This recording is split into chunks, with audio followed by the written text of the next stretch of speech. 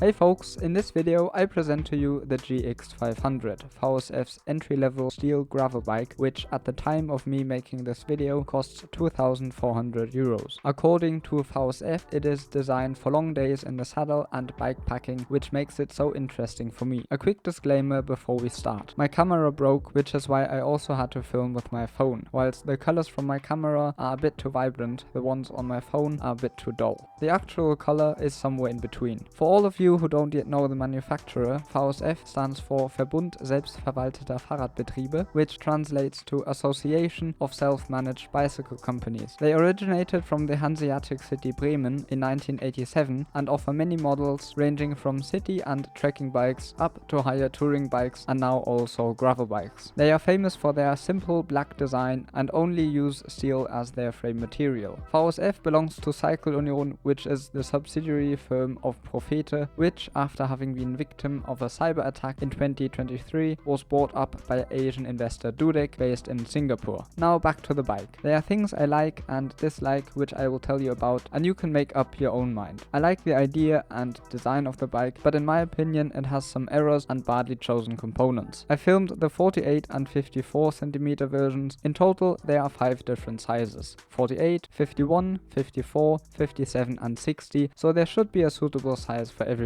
The smallest 48 cm version weighs without pedals 11.5 kilograms. As in all of my videos, I made chapters so you can skip to the parts which interest you most. This video isn't sponsored in any way and these are my honest opinions. So let's get started.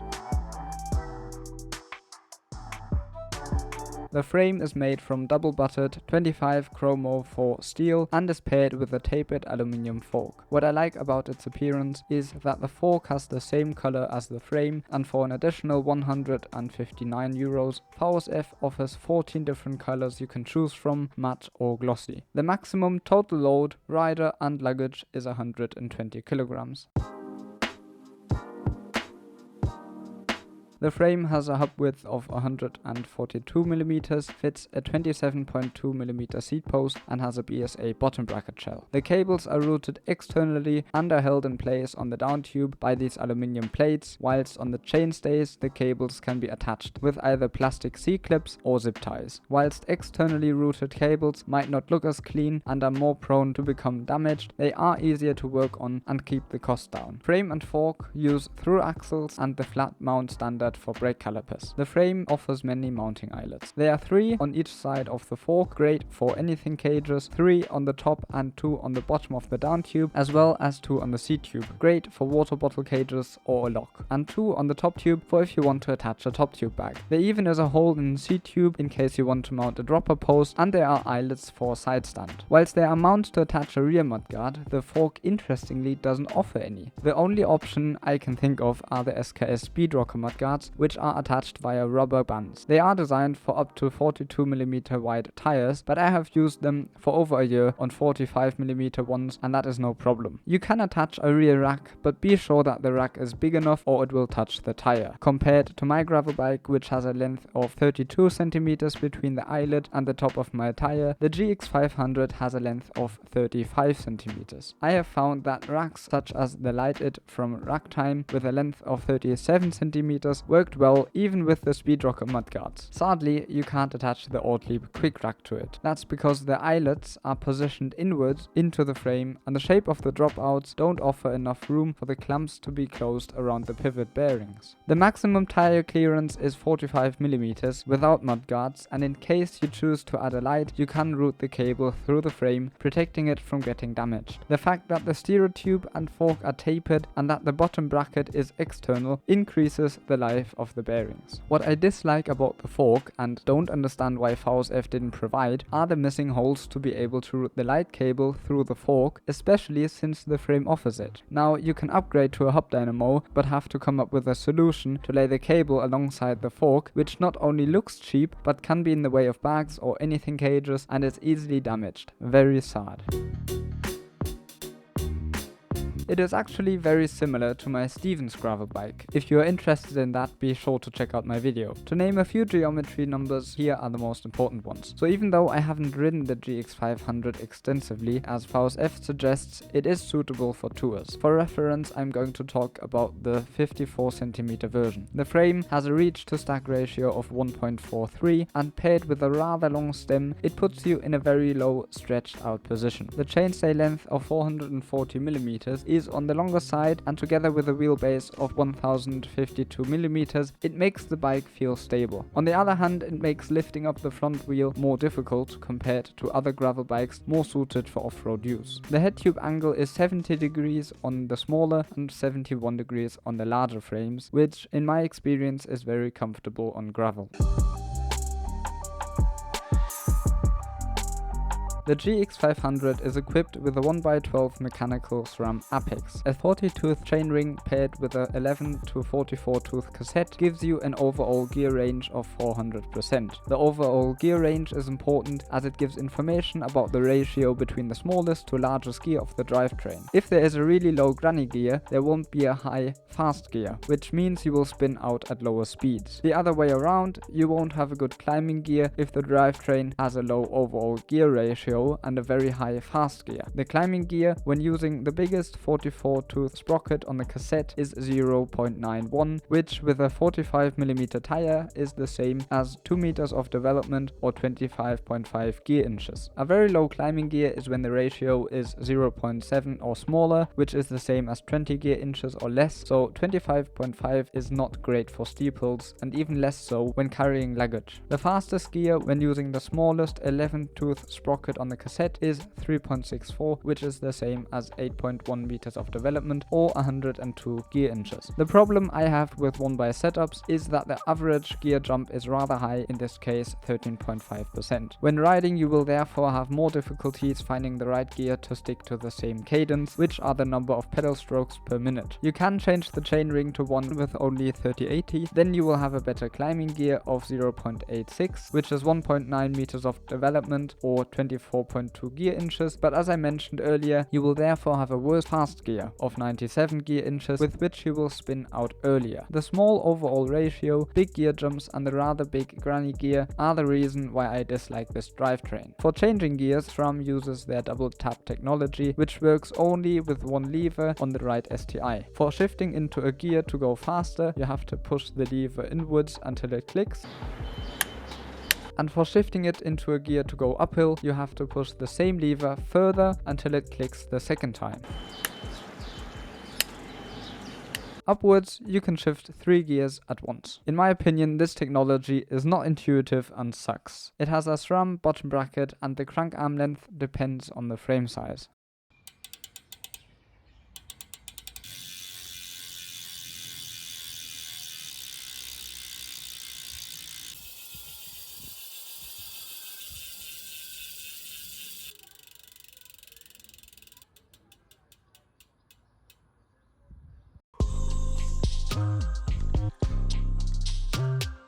The GX500 uses 2-piston hydraulic SRAM apex disc brakes with 160mm rotors front and rear. Note that these use dot brake fluid, of which I'm not a fan because it is hygroscopic, which means it attracts water over time even if you are not using it, which leads to the braking power decreasing and it makes the lever feel spongy, which is why they have to be serviced once a year. Generally, I don't like the feeling of the SRAM STI levers. They are very bulky and the levers don't move as freely as, for example, my Shimano GX-ones.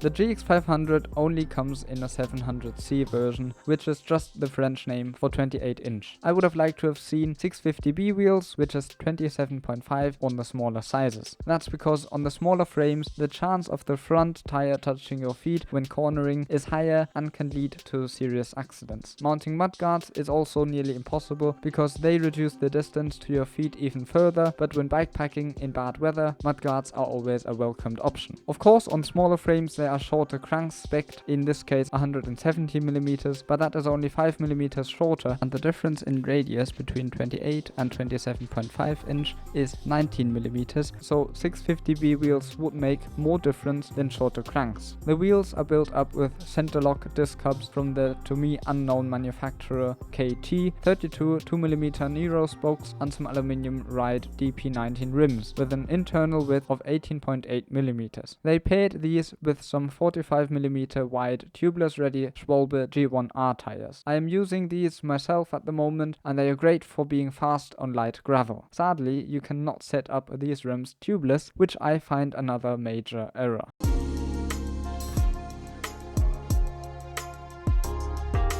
The aluminium handlebar and stem are from level 9. The width varies depending on the frame size from 44 to 46 and even 48 centimeters, all with a flare of 12 degrees, and it comes with a 2.7mm thick Fitzig bar tape. The 90mm long stem on the smaller frames and 110mm on the bigger versions with plus 6 degrees makes the steering rather slow and sluggish, similar to a road bike. I personally prefer shorter stems because it makes the steering more direct. The saddle is from Sia Italia and the seat post also from level 9. It comes with a SP connector head cap to which you can attach your phone in case you are using that system. With the bike you get a cup, and VSF gives you a 10-year warranty on the frame. You might ask why I have even made this video if I dislike so many things about it. Well, when I started making this video, I thought the frame was great and that I could recommend the bike to all those who are either fine with the components or that at least I could recommend the frame to all those who want to build up their own bike. But over time I noticed more and more problems also with the frame, and I found out that one can't even buy the frame alone, which is why I wouldn't recommend the bike at all. Whilst I like the color options and the steel gravel frame, there are too many downsides to it. No cable routing through the fork, not being compatible with the Gottlieb quick rack, not being able to set up the tires tubeless, the fact that the small sizes don't come with 650B wheels, and lastly that the drivetrain isn't suitable for bikepacking in regions with steep hills and generally not to my liking. Normally I wouldn't waste my time with a product I'm not convinced by and wouldn't make a video about it in the first place, but because I have put so much effort into it already, I might as well finish it. I am aware that VSF offers many other gravel models, but many share multiple downsides, and even though the top models have fewer, the price is just horrendous, which is why I think VSF should go back to the drawing board. Overall, I think that VSF might be able to fix many of the errors and have potential to create a nice functional entry-level gravel bike, but as it is now, I don't think it is worth the price tag. I can imagine that some or even many of you might argue that you prefer a 1x setup for the simplicity and other reasons, which undoubtedly can be made and I can understand, but I wish they would offer the bike in both 1 and 2x setup so one could choose. The last thing I find baffling, and then I'll stop, is that the next better version, the GX-700, already comes with a hub dynamo but no light, and the same fork with no holes for the light cable. With the GX-500 you can at least just not upgrade a light, whilst with the GX-700 you are either stuck with a front wheel with a hub dynamo which slows you down for just existing and you needing to pay extra for a new front wheel to not have to drag it along, and if you choose to actually use the already built-in dynamo you have to somehow attach the cable along the fork, which, as I already mentioned, looks shit and probably won't last long. Overall, the GX-500